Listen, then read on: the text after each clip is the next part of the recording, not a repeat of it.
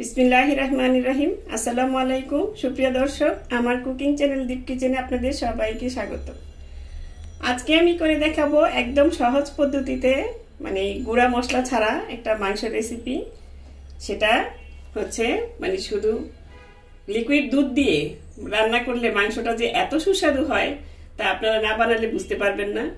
আমি যেভাবে মাংসটা বানাই সেভাবেই আজকে দেখাবো। শুধু বাটা মশলা দিয়ে, মানে মাংসটা বাটা সাথে সাথে বেটে নেবেন, তাহলেই আপনারা এর মানে ঠিক মতো স্বাদটা পাবেন। চলুন তাহলে কথা না বাড়িয়ে রেসিপিটা শুরু করা যাক। মাংসটা রান্না করার জন্য এখানে আমি 1.5 কেজি গরুর মাংস নিয়ে নিয়েছি। মাংসটা ভালো করে পিস করে মানে রেগুলার কাট করে নিয়েছি। এখন ভালো মতো ধুয়ে নিয়েছি। এখন এখানে দিয়ে দিব 2টা তেজপাতা, আমি মাঝখান দিয়ে ছিঁড়ে দিয়েছি। আর এখানে আছে 4টা লবঙ্গ, একটা কালো এলাচ, 4-5-6টা সাদা এলাচ, আর 2-3 টুকরা দারচিনি। এই তো গেল গোটা মশলা। আর এখানে দিব এই যে কাঁচামরিচ, কারণ আজকে কাঁচামরিচের ঝালেই রান্না হবে এই মাংসটা। এই জন্য এখানে 15-20টার মতন কাঁচামরিচ আমি ছেঁচে নিয়েছি, আদা মানে আধা ছেঁচা করে নিয়েছি। আর এখানে নিয়েছি আদা বাটা 2 টেবিল চামচ, 2 টেবিল চামচের বেশি আছে, মানে 1/4 কাপ হবে। আর এখানে হচ্ছে তার কিছুটা কম রসুন বাটা। আর এখানে 1/2 টেবিল চামচ এটা হচ্ছে ধনিয়া বাটা। সবগুলো আমি ফ্রেশভাবে মানে একদম সাথে সাথে বেটে নিয়েছি। এখন দিয়ে দিলাম এগুলো সব। এই রান্নাটার আসল স্বাদ কিন্তু এটাতেই, যে বাটা মশলা সাথে সাথে বেটে তারপরে দেওয়া। আর এখানে পেঁয়াজ ছেঁচে নিয়েছি, এটা আমি মরিচটা আগে বেটে নিয়েছিলাম, সেই জন্য পেঁয়াজটা একটু কালো হয়ে গিয়েছে। আর দিয়ে দিব স্বাদ মতো লবণ।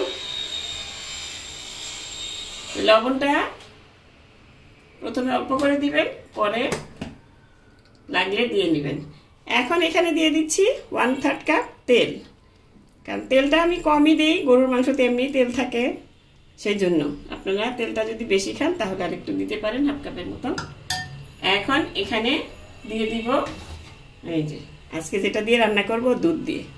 দুধ দিয়ে যে এত টেস্ট হয় মানে মাংসটা, আপনারা না রান্না করলে বুঝতে পারবেন না। সব একসঙ্গে দিয়ে তারপরে আমি এটাকে হাত দিয়ে মাখিয়ে নিব ভালো মতন। এই মাখানোর মধ্যে হাতটা আসলে আমি ভুল করেছি, একটা গ্লাস পরে নেওয়া উচিত ছিল, কারণ এই কাঁচামরিচের ঝালটা আজকে আমার হাতে লাগবে। আপনারাও এইভাবে একটা গ্লাস পরে নেবেন, মানে আমার মতন ভুল করবেন না, তাহলে ভালো হবে। এখন হাত দিয়ে ভালো মতন মেখে তারপরে আমি এটা বসিয়ে দিব। এই মাংসটা আপনারা রান্না করলে বুঝতে পারবেন যে এত অল্প মশলা, মানে গুঁড়া মশলা কিন্তু আমি কিছুই দেইনি এখানে, হলুদ মরিচ মানে জিরা এগুলো দেইনি, গরম মশলাটাও আস্তা দিয়েছি। এই মাংসটা মানে রান্না করলে বুঝতে পারবেন যে কতটা টেস্ট। এখন আমি ভালো মতন 2-3 মিনিটের মতন মেখে নিচ্ছি। এই দেখুন আমি চুলায় বসিয়ে দিয়েছি, চুলাটাও অন করে দিয়েছি। এই যে আস্তে আস্তে বলক এসে যাচ্ছে। এখন আমি চুলাটা মিডিয়াম, বলক আসলে মিডিয়াম আঁচে দিয়ে তারপর ঢেকে রেখে দিব, যেহেতু আমি এখানে কোনো পানি দিব না। এই দেখুন বলকটা এসে গিয়েছে। এখন আমি এটাকে ভালো মতো নেড়ে চেড়ে দিব আবার, মানে বলক আসার কিছুক্ষণ পরেই আমি খুলেছি ঢাকনাটা। এই যে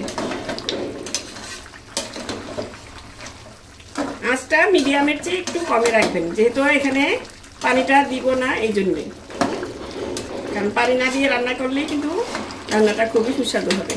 আর যদি আপনারা ফ্রিজের মাংস দিয়ে রান্না করেন, এখানে যেহেতু আমি আজকে আমার রান্নাটা আমি করেছি মানে তাজা মাংস দিয়ে বাজার থেকে এনে, এই জন্য আমার এটাতে পানি লাগবে না, পানিটা অনেক উঠেছে। এখন কমিয়ে দিব। আর এখানে আমি দুধ দিয়েছিলাম 1 কাপ। এখন আমি ঢেকে মিডিয়াম আঁচে রেখে দেব সিদ্ধ হওয়া পর্যন্ত। ফিরে এলাম প্রায় 35 মিনিট পর। এই দেখুন মাংসটা আমি কিন্তু পানি দিইনি, সুন্দর মতন মাংসটা কিন্তু হয়ে গেছে।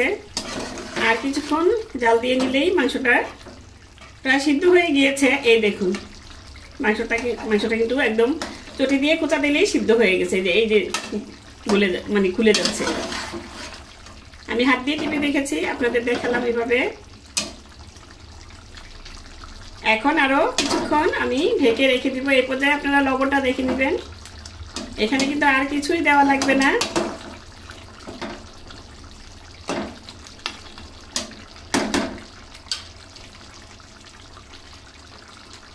আমি লবণটা দেখেছি, আমার লবণটা ঠিক মতনই আছে। এখন আবার ঢেকে আরো 10 মিনিট রেখে দিব। এই দেখুন মাংসটা অলরেডি হয়ে গিয়েছে। এই যে তেলটা ভেসে উঠেছে, এই দেখুন কালারটা কত সুন্দর এসেছে। মানে শুধু মানে কি বলে গুঁড়ো মশলা ছাড়া যে মাংস এত সুস্বাদু হয় এটা না রান্না করলে বুঝতে পারবেন না। এখন মাংসটা দেখাচ্ছি আপনাদের। এই দেখুন, এই দেখুন একদম ফুলে গিয়েছে। এখন আমি এটা চুলাটা অফ করে দিয়েছি। এখন নামিয়ে পরিবেশন করে আপনাদের দেখাবো। এই দেখুন আমি মাংসটা নামিয়ে নিয়েছি। এখন আমি পরিবেশন করে দেখাচ্ছি আপনাদের কতটা ইয়াম্মি হয়েছে। আর মাংসটাও একদম গলে গিয়েছে, সেটা তো দেখিয়ে দিলাম আমি হাঁড়িতে থাকতেই।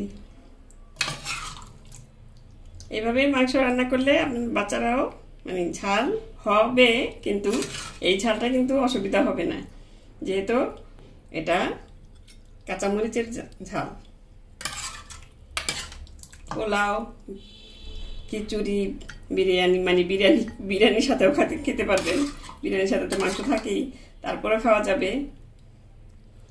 মানে রুটি, পরোটা সবকিছুর সাথেই খাওয়া যাবে এটা। এই দেখুন আমি পরিবেশন করে দিয়েছি। দেখতে কত ইয়াম্মি হয়েছে। শুধু দেখতেই সুন্দর না, খেতেও খুবই সুস্বাদু হয়। একবার বানিয়ে খেয়ে দেখবেন, আশা করি আপনাদেরও ভালো লাগবে। তো দর্শক, আজ এই পর্যন্তই। এতক্ষণ সবাই আমার সাথে সঙ্গে থাকার জন্য সবাইকে ধন্যবাদ। সুস্থ থাকবেন, ভালো থাকবেন, আর আমার চ্যানেলটি সাবস্ক্রাইব করে নিয়মিত চ্যানেলটির পাশে থাকবেন। আমার জন্য দোয়া করবেন। আল্লাহ হাফেজ।